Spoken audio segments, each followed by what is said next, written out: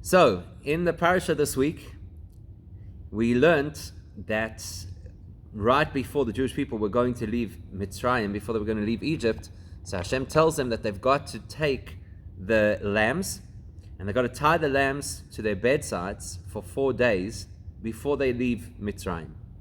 So the question we asked was, why? Well, what's the purpose of that? You know, it's so objectionable, really, if you're honest about it. It's such an objectionable thing to do to the Egyptians, to say, look, we're going to take your deity and we're going to tie it to the bed and we're going to manhandle it, and then after that we're going to slaughter it. It's like a little bit, so to speak, in your face, you know. Who needs it? Why did Hashem expect that of the Jewish people? So what we came across was a very interesting concept, which is that at the time the Jews were supposed to leave Egypt, they were bare. They had no credits. They had no mitzvahs to speak of. They were in such a bad place. We call it the 49th level of impurity. So God forbid a person who sinks to level 50 of impurity, it's a point of no return. And they were at level 49. So they really had nothing going for them spiritually. So much so that the angels eventually complained to Hashem and they said, we don't understand how come it is that group of people who are idolaters you are willing to save, that's the Jews, and the other group of idolaters you want to kill, that's the Egyptians. Like, what's the difference between them? So we understand that the Jewish people were spiritually bankrupt at the time.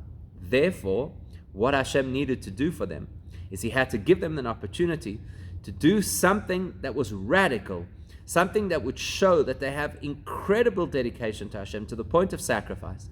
And that would totally shift them from being disconnected and spiritually disenfranchised to having this incredible dedication and connection to Hashem. Now, that's the history of it. But the truth is, Torah is not a book of history.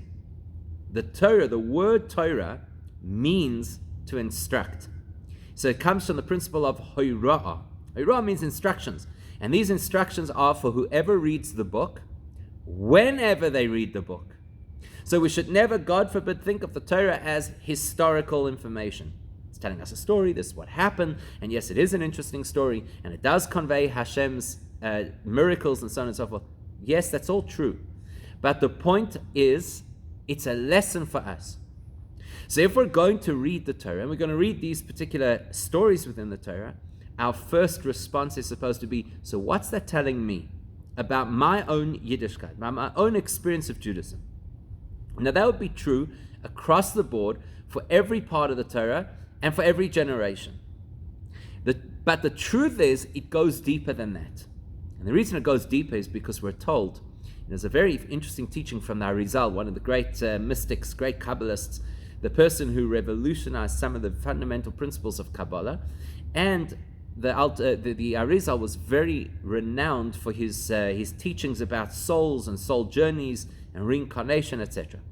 So one of the interesting things that he says is that the generation who left Egypt would be the same souls of the generation that would leave this current Golus with Mashiach. There's a very strong correlation between them. By the way, there's some very interesting perspectives that emerge from that, because that means that certain of the things that were characteristic of that generation we might well find in our generation too. But the point is that we are that generation. By all the signs, the Gemara centuries ago already defined signs that tell you that you're living in the time of Mashiach, and never before in history have we seen so many of those predictions converge as we're seeing now. Plus, we obviously have great people who've told us that we're living in the time of Mashiach, most notably, obviously, the Rebbe, who told us for years and years that we are literally the generation to greet Mashiach. So, if the lessons that the Torah tells us about the period just before the Exodus are relevant to us, they are much more relevant to us as that generation who is going to repeat that history. So if those people who had to believe Moshe's promise that they were leaving Egypt, which sounded very far-fetched for them, so whatever they went through and whatever helped them through that transformative period is going to be very insightful for us to help us through the current period that we're in now. So if we could just maybe take a bit of a sidebar for one moment, just to use one example before we come back to what we're talking about. So if you have a look in the story of the Exodus, you'll see that there are two teams. There's Moshe and Aaron, who are the team representing Hashem in this world, representing everything that is holy and everything that is appropriate. And then they face off with Paroi and his team, who represent everything that is impure in this world and everything that's inappropriate. So who was Paroi's team? We know that Moshe's team was a two-man team, Moshe and Aaron. And the other side, so if you have a look through the Torah, you'll see that it's Paroi and the Chartumei Mitzrayim, the sorcerers of Egypt. Now, to us, to the modern mind, if you hear sorcerers of Egypt, so you think these are guys who dabble in some kind of black magic and who knows what kind of weird stuff they get up to. But we know that Egypt was a very advanced society. We know that we're still mystified by how they made the pyramids, for example. So we understand that they were quite an advanced society, certainly for their period. So these sorcerers, what we today call sorcery, in their world, that was their science. These were their scientists. These were the people who concocted ways of dealing with whatever challenges they had. So, for example, if Moshe and Aaron, if their team come along and they say, we're going to make sticks into snakes, they come along and they say, no, it's not a miracle, it's not God. There's a scientific explanation in our world of science. Look, we can do it too. And the same thing happens with the first two plagues. So the water turns into blood. They say, this is not supernatural, it's not a miracle, we could do it too. And the frogs suddenly come out of nowhere and swarm the whole of Egypt, and they say that's not unusual, we could do it too. But where everything begins to change is when it gets to lice, which Rashi says based on the Medrash. The thing about the lice is that they were so tiny that the skills that these Chartumim, these sorcerers had, using whatever energies and black magic and whatever, could not control something that was so tiny. And then for the first time, these great scientific minds of Egypt had to acknowledge that this is divine. This is Hashem's finger. Now, I believe that we're going through exactly that right now as well, because our great scientists who've for so many years told us that we're eradicating disease, and thank God we've rid the world of polio and smallpox, and we're winning the war against malaria and AIDS, and now something arrives, another virus. Actually, frankly, it's a very well-known and well-documented and well-researched virus, coronavirus. But now there's another version of it, and it's, so to speak, smaller than the barley, like the lice. Now there's two choices. Either the scientists, the sorcerers of our time, could dig their heels in and say, no, there's a scientific way to deal with this, which is the approach that we're taking, and we do have a responsibility, obviously, to follow the scientific method to the best of our abilities. But there has to come a time, and there will come a time, where they'll have to throw up their arms and say, we don't understand this virus. We don't, as you hear some people saying. So some of the things that happened through the course of the Exodus are things that will reflect again in our time too. So we have a similar problem, by and large, to what they had at that time. And that similar problem is we don't carry necessarily as many merits as we should. Now, you've got to be careful how you say that, obviously. What do you mean?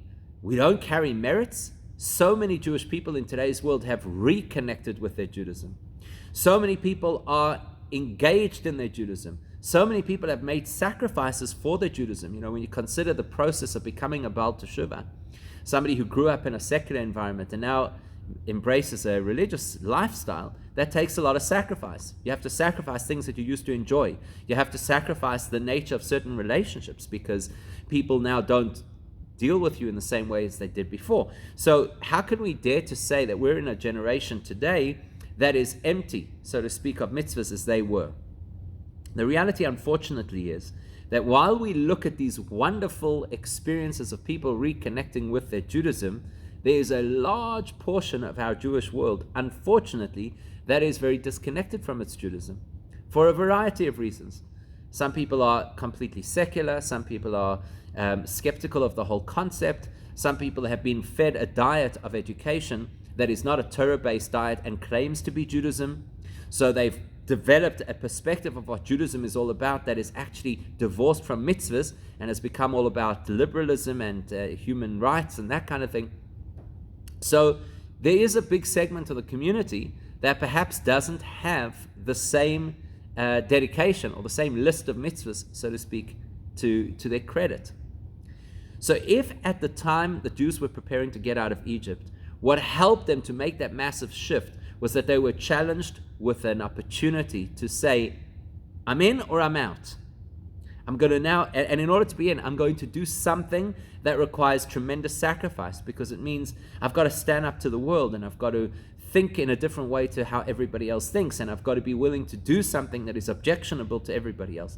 So that kind of sacrifice that got the Jews out of Egypt then, the Torah is alluding to the fact that we'll be given the opportunity / challenge to have that kind of a sacrifice in our times, in order to cross our threshold, to be suited to leave the Galus and to go to greet Mashiach. Now, what's wonderful about that, the good news about that, is that transformation of an entire population took just a few days. Literally. So before they were told to take that lamb, they were in the category that they really did not deserve to leave Egypt. And just 4 days later, they're now Hashem's chosen people, and they're now the ones who are going to go and receive the Torah, and they're the ones who are going to be given the promised land. So everything changes in a relatively short period of time. And that's important for us to acknowledge, because often people believe, wow, Judaism is actually in shambles. If you look at the world, first of all, our numbers are not nearly what they should be, just before we look at anything else. You know, the amount of Jews in the world today, compared to the amount of Jews in the world prior to the Holocaust, it's not a very nice story. Then you look at how much assimilation there is, and how many people have become disinterested in anything of meaningful Judaism. So how can you turn that all around? And we often feel that it's so overwhelming and so daunting that it cannot be done unless there's some long-term, radical movement of change that has to happen. Here the parasha comes to reassure us that, as the expression goes, Teshuvah is b'shaita chada uveriga chada, that it is possible for a person to turn their entire spiritual life around literally instantaneously, or if not instantaneously, in a matter of days. So that's the message for us. We need to look out for the opportunity to have sacrifice for Hashem, and recognize that will give us a relatively short-term way of turning everything around, so that we deserve to leave Mitzrayim of today. So the question is, there's so many possible avenues through which a person could come to sacrifice for Hashem. Which avenue should we choose? Which part of our Judaism should we want now to sacrifice for, in order to duplicate what they had back in Egypt? So that, please God, we'll learn tomorrow.